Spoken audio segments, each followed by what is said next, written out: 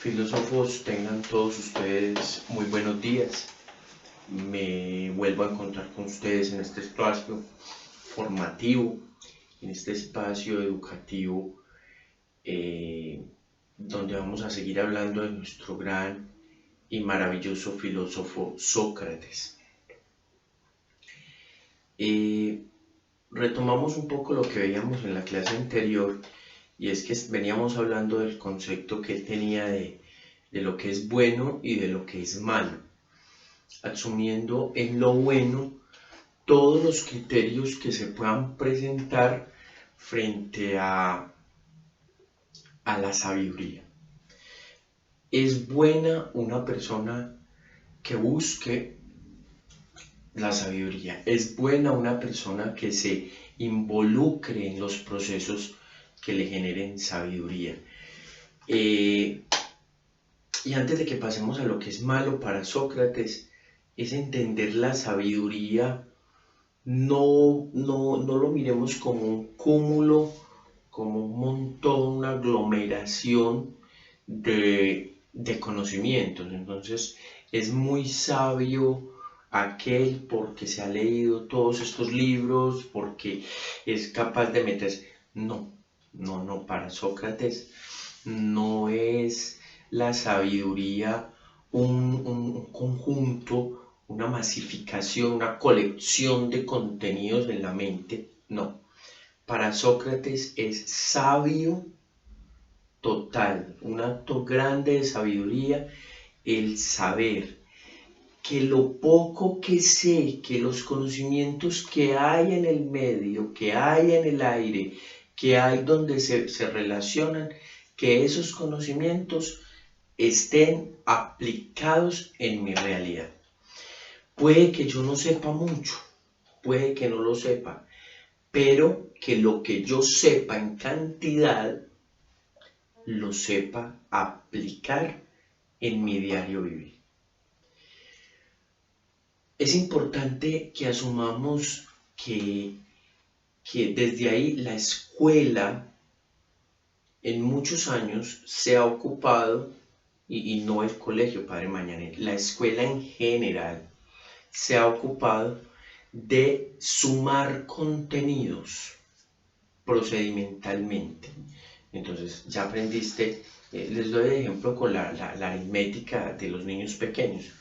Entonces ya aprendiste a sumar de una cifra, entonces vamos a ponerse lo más difícil, más grande. Asume de 2, luego sume de 3 y luego sume de 6 y 7 cifras.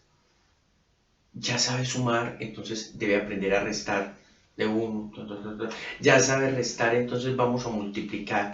Se sabe la tabla del 1, entonces vamos. Y entonces la escuela se ha ocupado de ir ampliando la cantidad. Sócrates diría que de la mano de la cantidad debe ir caminando la calidad. Y es decir, yo, estudiante, listo, ya aprendí, ahora voy a aplicar. La pedagogía moderna debe tomar mucho de Sócrates. Por un segundo momento aparece el mal, y el mal es la ignorancia. Muchachos, vean, yo antes de contarles esto y hacerles esta reflexión, yo me traigo mucho a la mente mi ser de maestro y lo que uno puede aprender como estudiante, porque nosotros también fuimos estudiantes. Y uno encuentra cosas tesas, vean. Por ejemplo, que cansa. Yo en estos momentos estoy haciendo un curso, un diplomado en investigación educativa, y yo empiezo todo juicioso y empiezo a hacer el trabajo y yo todo juicioso empiezo a leer los textos, todo lo que me proponen ahí, y entonces me encuentro con que, miren, por ejemplo, quiero mostrarles aquí un poquito como yo estoy estudiando. Entonces yo llego y hago mis cuadros sinópticos, los esquemitas, flechas, con marcadores de colores. Pues estoy en un juicio, aquí hice un dibujo mientras veía uno de los videos del diplomado. Entonces me dediqué como a estudiar, pero no llega un momento donde uno se cansa y uno dice, ay, me duele la cabeza y no sé qué. Pero ¿saben qué, muchachos? Cuando uno se cansa, viene, como lo decía Aristóteles, que lo vamos a ver después, viene un momento donde uno siente que la educación es una cosa dura, un maestro reclamando, los papás reclamando, el texto está largo y vuelva métase y ahora otra plataforma y todo se nos va volviendo como una rutina, como una cosa que no avanza, que se queda, que no sé qué. Pero cuando uno sabe, muchachos, cuando uno adquiere el conocimiento, eso se vuelve una cosa así deliciosa, sabrosa, de compartir. Y ahí yo le doy la razón a Sócrates, porque Sócrates entonces habla de la ignorancia, pero no del niño que sale aquí y viene y te hace mil preguntas. Mi sobrino viene y me hace mil preguntas y yo estoy haciéndoles esta clase aprovechando que está dormido, porque él va a venir ahorita y me va a empezar, tío, ¿y por qué? Tío, y aquello, tío, y no sé qué. Pero esa no es la ignorancia de la maldad en Sócrates. La ignorancia de la maldad en Sócrates es una decisión. Yo lo voy a decir así facilito para que ustedes me comprendan. La maldad en Sócrates es cuando yo decido ser estúpido, yo decido ser bobo, cuando yo decido ser un ignorante y me ponen todo y me dan todo y el maestro se sacrifica y tu padre se sacrifica y la vida se sacrifica en darte lecciones y vos simplemente decís, no, muchas gracias, prefiero esto, me parece más divertido. Miren, chicos, hablaba yo ayer con una mamá del otro colegio y yo la llamaba, madre, ¿cómo va? ¿Cómo va la niña? Me dice, profe, la niña no quiere estudiar, que ella no va a hacer nada de eso. Yo soy de los profesores que insisto. Bueno, madre, hable con la niña, de pronto esta semana volví a llamar. Pues me contestó la niña. ¿Qué haces? No, profe, no, me divierto más en las redes sociales, me divierto más en otras cosas. A mí no me parece divertido lo que ustedes están poniendo, yo no lo quiero hacer. Y pues mi mamá no me dice nada, entonces no hay problema. Ya, yo no puedo hacer más. Ya, meterla y obligarla es hacer que el conocimiento no fluya en ella, sino que se daña ahí. Es como uno coger algo muy fino y echarlo en algo que está podrido y lo fino se termina dañando. Algo así es. Para Sócrates, el bien y el mal son esa contraposición a raíz del saber, a raíz del conocer, a raíz del aprender. Qué bueno yo sentir que hayan estudiantes que le digan a uno, profe, qué dicha, profe, yo quiero seguir, profe, enséñeme más, profe, propóngame lectura. Los de 11, yo les quiero dar ese ejemplo a ustedes. Los de 11 me decían esta semana pasada, Mario, filósofo, mándenos otro video, Mario, está muy interesante el tema. Y me escribían al correo diciéndome, profe, vea, leí esto aparte de lo que estábamos diciendo, Muchachos, en estos momentos denle gracias a Dios que ustedes tienen tantos recursos para ser sabios. Antes era muy difícil, a nosotros nos tocó pasar nuestros estudios en unas condiciones bastante precarias. Yo los invito a que de Sócrates saquemos esa intención por aprender. Que el profesor de matemáticas puso un ejercicio, pero es que Mario, esa matemática... No, si ustedes entendieran la capacidad lógico-reflexiva que genera el ejercicio de las matemáticas, Eso es vital. Una persona matemática que sepa matemática, que estudie la matemática, piensa con facilidad, piensa con lógica, es práctico, vive tranquilo, reconoce el mundo.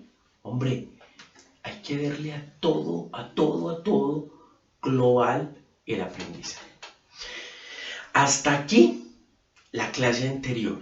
Ahora vamos al tema de hoy. Sócrates era un filósofo, ya lo hemos hablado mucho de él y vamos a seguir hablando de él, porque indiscutiblemente, muchachos, indiscutiblemente, es un hombre que podríamos decir en términos muy simples, no le quitamos el sombrero. ¡Qué maestro! ¡Qué señor en la palabra, en el gesto, o sea, qué dicha poder estudiar a Sócrates! Yo me siento tan alegre de que en el plan de estudios podamos ver a Sócrates. Eso es una cosa increíble. Entonces, él era un ser humano muy generador de política. Aquí quiero ser muy claro en que yo no estoy hablando del concepto político que ustedes ven en las noticias, no.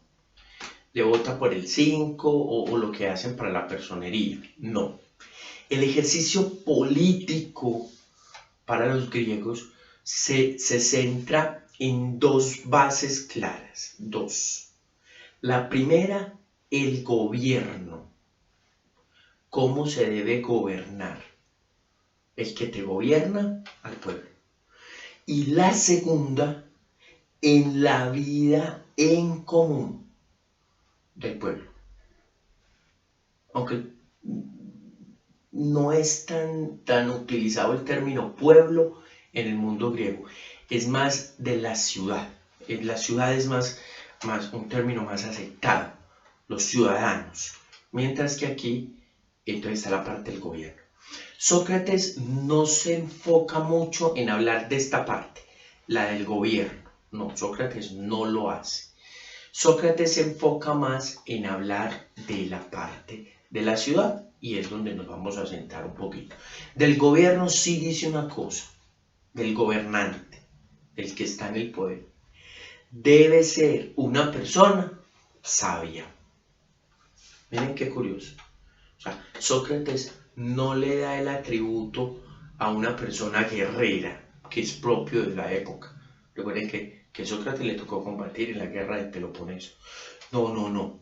Sócrates dice, quien esté en el poder, quien esté gobernando, quien esté dirigiendo, deberá ser una persona sabia. Una persona que está en capacidad de tomar una decisión. Para eso me sirve la sabiduría, muchachos. Para yo tomar una decisión en la vida. O sea, es que eso no es así. La vida a diario. Yo ahorita les decía, antecitos, les decía que la vida te da ejemplo, la vida te da lecciones. Y tú tienes que entenderla. Yo les he dicho mucho, y lo leí algún día en unos discursos de Teofonis, que hablaba sobre Sócrates y decía que Sócrates, cuando hablaba de las cosas en la tragedia griega, él decía, es que tú estás donde tienes que estar. Así decía. Entonces, es de sabios eso, es comprender eso. O sea, yo porque soy maestro del Padre Mañaner y no maestro de otro colegio, porque debo estar allá por una razón, el destino, lo que sea, yo debo estar allá y si debo estar allá, debo hacer las cosas muy bien. ¿Listo? Dejamos la parte del gobernante, ya él dice que solamente es un sabio y vamos a la parte de la ciudad. Vamos a utilizar mucho el concepto de la polis griega. Polis, para los griegos es muchos en contacto. Ese es el significado del concepto polis en el griego. Muchos que están en contacto. De ahí viene, por ejemplo, políglota. poli, el que habla muchos idiomas. No sé, varias palabras que se puedan utilizar con el poli indica muchos en contacto. ¿Qué va a decir Sócrates de la ciudad? Que la ciudad tiene que convertirse en una sinergia, segunda palabra en griego. La primera palabra es polis, que es muchos en contacto. La palabra sinergia, ¿qué es sinergia? Sinergia es, yo lo voy a explicar con un ejemplo, una metáfora, un ejemplo un poco, pues como muy del común, pero para que me comprendan. Algunas casas, yo no sé si en sus casas lo harán, pero en mi casa no, pero lo he visto en otros lados. Las abuelitas lo hacían mucho, o en el campo. Cogían todos los pedacitos de jabón, de esos que ya se van acabando, que ya uno no es capaz de cogerlos como con la mano, y se quiebran. Esos pedacitos todos los guardaban y a lo largo del tiempo hacían una bola de jabón de muchos colores. Y como era jabón, pues no era sino así, y refregaba jabón para todos. Eso es sinergia. O la bola de nieve, que empieza pequeñita y en la medida en que se va creciendo porque se le va adheriendo. Así es la polis griega. La polis griega es donde yo con mi ser de persona me adhiero a otro con su ser. Pero no entiendan adherir como nos pegamos. No. El adherir es que yo con el otro aprendo del otro, me complemento del otro y entre ambos hacemos una cosa que se llama sinergia. Sinergia es ese contacto, es ese control, es esa técnica para que se pueda dar un verdadero trabajo en equipo, porque no es trabajo en grupo, es trabajo en equipo. La polis griega no es de masas, no. Es de contacto con el otro. Pero vuelvo a repetir, no es contacto con el tacto. No. Es contacto de estar con el otro, de compartir con el otro, de vivir con el otro. ¿Sí? Aquí vamos a encontrar entonces varios conceptos que debemos trabajar. Entonces, lo primero es que la polis, entonces, existían en la polis 4 características, 4, que las vamos a trabajar. Y se las voy a explicar ya y que las vamos a trabajar para el encuentro que vamos a tener después de ustedes que van a hacer su trabajo. El primero, la primera.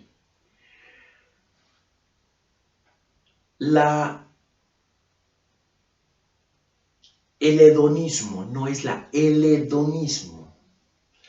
Hedónico para los griegos es todo lo que genera placer y belleza, pero no se me vayan a meter con placer de orden erótico o belleza, la modelo. No. Para el griego, la lira, el arpa, estos instrumentos, entonces cuando vos te vas y empiezas a tocarlo, se empieza a generar una cosa en el ser que hace que sea, y eso es lo que ellos llaman hedonismo. Entonces para ellos el compartir con el otro, eso es hedónico.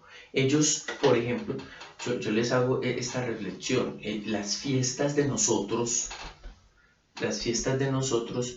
son, a ver, yo observo esto, entonces este está tomando, este también está tomando, y entonces cada uno quiere seguir porque se está sintiendo muy bien. Hedónicamente para el griego no es que yo me sienta bien, estoy alegre, estoy prendido, estoy eufórico, no. Para el griego es al contrario, es que el otro se sienta bien, eso es lo hedónico. Esa es la belleza. Entonces, la pintura, entonces yo voy a hacer una pintura y voy a pintar al otro y lo voy a pintar para que el otro se sienta bien, para que genere en el otro emociones. Eso es una cosa bien bonita, bien bonita. Entonces, lo primero es lo hedónico, la belleza, el placer de un buen alimento. Entonces yo te voy a cortejar a vos y te hago un banquete. Los griegos, de ahí viene el banquete, es de ellos. Un banquete es algo espléndido en manjares, en comida, porque queremos que te sientas con placer, que te sientas bien, que te sientas organizado, que te sientas con algo que quieras seguir estando aquí. A nivel de pareja, a nivel de amigos. La amistad en Grecia es fuerte. Cuando lleguemos a Platón vamos a ver los tipos de amores, pero en Grecia la amistad es inanielable, no se rompe, pues, se me fue la palabra, no se rompe, es esa posibilidad de que estamos ahí, somos amigos, somos fuertes. Hoy nosotros no somos amigos, hoy nosotros somos conocidos y por intereses. Entonces yo al otro lo abrazo por intereses, yo con el otro comparto por intereses. El griego no, el griego no. El griego simplemente quiere que el otro se sienta bien. Y eso se llama el aspecto hedonista, el aspecto de la belleza, del cuerpo. Me presento muy bien ante ti, me dispongo en mi lenguaje ante ti. Segundo, la retórica. No sino retórica. El hablar, el discurso. Aquí la filosofía hace con ustedes una cosa muy, muy importante. Hay que aprender a hablar, hay que aprender a decir las cosas, hay que aprender a expresarse. En la polis griega era importantísima la retórica, importantísima, para varias cosas. La primera, que es algo que a nosotros se nos está olvidando demasiado, y es elogiar al otro, felicitar al otro. Vivimos en una sociedad egoísta, vivimos en una sociedad donde si hay aplausos para mí, vale, pero si no hay aplausos para mí, el otro no se los merece.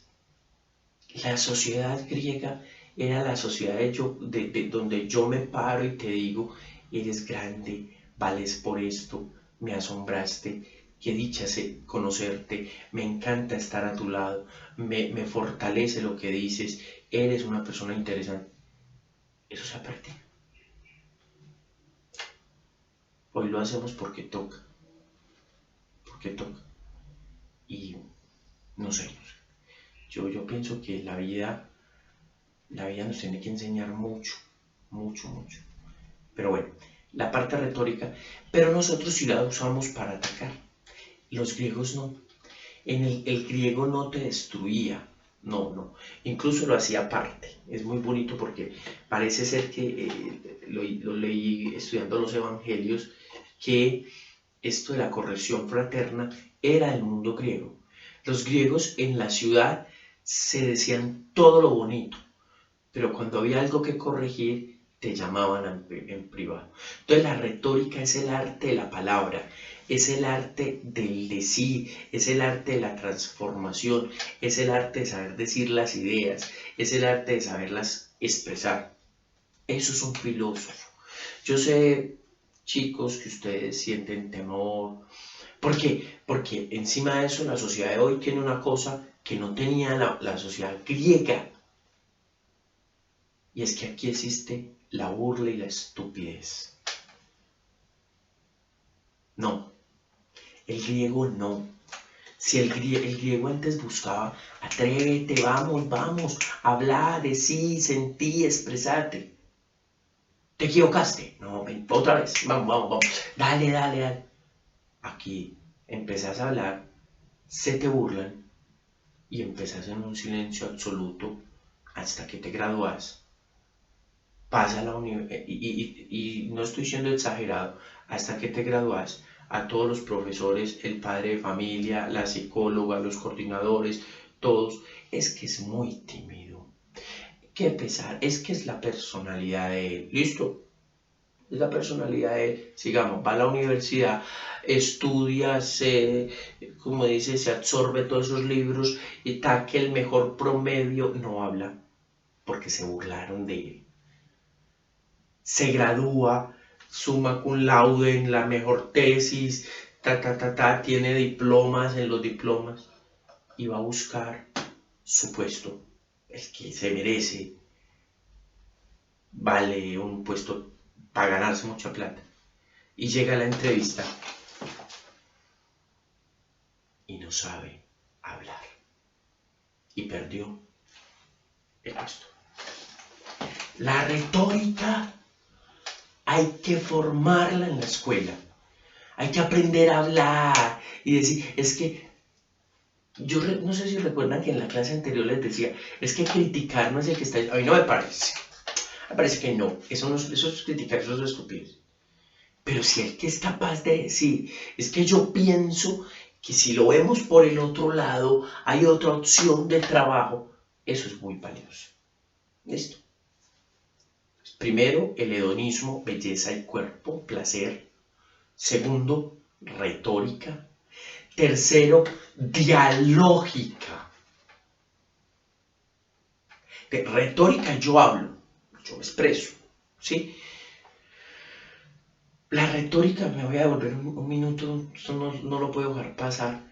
La retórica es que tú tienes que estar en la capacidad de saber, o sea, si vos estás con un grupo de adolescentes, entender el lenguaje de ellos y saber, no hablar como ellos, no es necesario, pero sí lograr comprenderlo, lo mismo que con un grupo de profesionales, ¿sí? O de niños. La retórica te tiene que llevar a entender eso y elaborar tu discurso. Recuerden, no sé si les decía en la clase anterior, Sócrates, si estaba con un militar, hablaba como militar. Si estaba con un niño, se hacía niño. Viene la dialógica. Problema grande de la sociedad de hoy es la dialógica. ¿Por qué? Porque es que estamos convencidos de que nosotros hablamos, ojo que les voy a dar este concepto de para qué hablamos hoy. Si estamos todavía en el colegio, les voy a preguntar en 11 nuevamente para qué hablamos. Nosotros hablamos y nos comunicamos para hacernos entender, para que el otro entienda lo que yo siento. ¿Cuál es el problema? Que yo trasciendo de que el otro entienda lo que yo le quiero decir y quiero que el otro crea y sienta lo que yo quiero sentir. Nosotros somos demasiado imperativos en la palabra. Nosotros los maestros sí que lo somos. Dios mío, bendito. Yo sí me hago la reflexión a cada rato de eso. Porque nosotros hablamos y queremos que la palabra de nosotros casi que sea aplastante. A mí me gusta más el signo, el símbolo evangélico de la palabra, que es como la lluvia, que cae y que no regresa hasta que no haya empapado. La palabra de nosotros en el diálogo tiene que ser tan clara y tan penetrante que se haga este ejercicio, este ejercicio de compaginación. Si en la dialógica en la ciudad se presenta, esto cambia y no hay tanto conflicto. No hay tanto conflicto. Entonces, yo pienso que el mundo griego con Sócrates tenemos que aprender eso, ¿sí? Y viene entonces el cuarto elemento, que es la construcción cultural, ¿sí? Los griegos se preocuparon mucho por crear cultura. Yo quiero ser muy claro en algo. Nos podríamos quedar, y ojalá pues hubiese tiempo para que diéramos una clase sobre lo que es la cultura. Porque la cultura se ha malinterpretado. O sea, no es que muchas personas hagan lo mismo y eso ya se volvió cultura. Entonces, si todos hoy nos dio por salir en pantaloneta y en chanclas, creamos la cultura de la pantaloneta y las chanclas. Eso es un error semántico que se está presentando. No, no, no. Cultura es el común acuerdo entre los participantes polis, entre muchos que se pactan y están de acuerdo, se relacionan para generar el bien común. Eso es cultura. Las costumbres hacen parte de la cultura, pero no todo lo que se hace en el común puede ser llamado cultura. Entonces, por ejemplo, con la música, la parte de la música. Profe, pero es que es culto nuestras letras. Quiero hacer una salvedad, no las cuestiono, no las rechazo, ni las satanizo, ni... no. A mí me gusta hasta escucharlos, los chicos que improvisan y son con su mano todo el tiempo así y que les sale, me parece un ejercicio mental de valorarlo, de calificarlo, vale mucho. Pero no porque entonces lo estén haciendo y tenga un ejercicio mental, lo tengamos que llamar cultura. Perdónenme que de pronto aquí estoy siendo, como les decía ahorita, estoy siendo fuerte en la palabra y dominante en la palabra y quizás entonces ustedes van a decir, entonces tenemos que aceptar porque Mario diga que no es cultura. No, no, no. Lo que yo quiero decir es que cultura va más hacia el enfoque formativo del pueblo y ahí sí le damos el carácter de cultura. Entonces la lengua, entonces los hábitos, entonces la academia, entonces la música, entonces las artes, se van volviendo estereotipos culturales porque van a favor de la formación. A favor de la formación. A mí cuando hablamos de mal con la palabra cultura, entonces en Colombia, entonces la cultura del machismo. ¿Quién dijo que el machismo era una cultura? No, la cultura es pactos del colectivo de la polis para el mejoramiento de una sociedad. ¿Ves? Filósofo, rápidamente entonces hacemos un recuento como de la experiencia que les quería compartir hoy. Lo primero es, vamos a hablar de polis, ciudad griega, para entender. ¿Y por qué lo vamos a hacer desde Sócrates? Porque cuando lleguemos a Platón y cuando lleguemos a Aristóteles y al mundo helenista, que es toda la filosofía de grado noveno, nos vamos a dar cuenta que todo funciona alrededor de la polis. Polis no es, o ciudad griega no es un montón de edificios con calles, no. Polis para ellos es, o ciudad para el griego es el punto de encuentro, el espacio donde mi ser y tu ser se relacionan. Entonces, puede ser muy bonito, ¿saben por qué, filósofos? Porque la estructura de los parques, pero de los parques municipales, entonces yo les expongo, por ejemplo, los que viven en Belén. Entonces, el Parque Belén tiene la iglesia, claro, porque esto ya es cristianizado, pero la iglesia, y al frente hay un parque, ¿no? Generalmente tienen una fuentecita, banquitas y todo eso.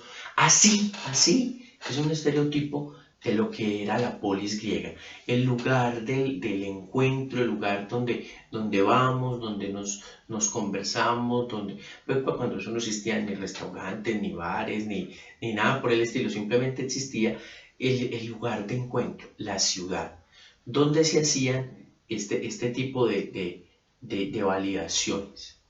Primero, para valorar lo hedónico. No, que lo hedónico es placer. Allá no existía el problema de si un hombre te decía, a otro hombre le decía, oh, qué bien, qué músculos. No era tintado ni de homosexual, ni se quería acostar con él. No, era admirar la belleza del otro. Vamos a tomarnos, a comernos un gran manjar, porque nos genera placer, porque para el alma o el buen olor, vamos a hacerlo. Eso es hedónico y eso era válido en la ciudad. La retórica el que yo hable, el que yo me pronuncie, el que yo sea capaz de dar un discurso, el que yo sea capaz de transformar la realidad del otro, era válido y era necesario. Incluso hay algunos apuntes de que hacían ejercicios. Entonces, por decir algo, mañana tiene la palabra fulanito de tal. Entonces él iba y en la noche pensaba, meditaba, para el otro día llegar y empezar a dar su alocución, su discurso, valorando al otro. Recuerden que la crítica siempre se hacía en privado. Tercero, el diálogo, la dialógica.